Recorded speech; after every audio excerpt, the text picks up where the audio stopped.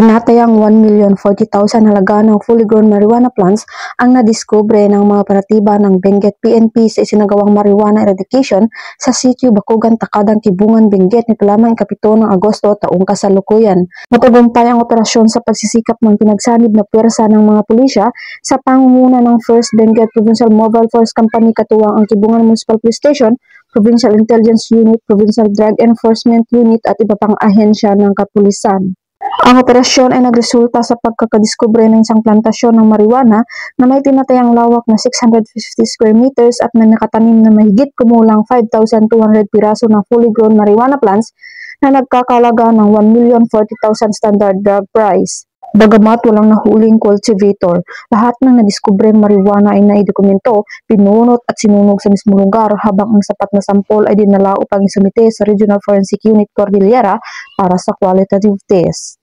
Patuloy at sinisiguro naman ng Benguet PNP na lalo pa nilang paigtingin ang kanilang kampanya kontra sa ilegal na droga, gayon din upang matuldukan ng paglaganap ng pinagbabawal na gamot sa kanilang nasasakupan. Mula dito sa Apayao Police Provincial Office, ako ang inyong PNN correspondent, Patuoguman Mayra Derag, alagad ng batas, tagataguyod ng Balitang Pulis.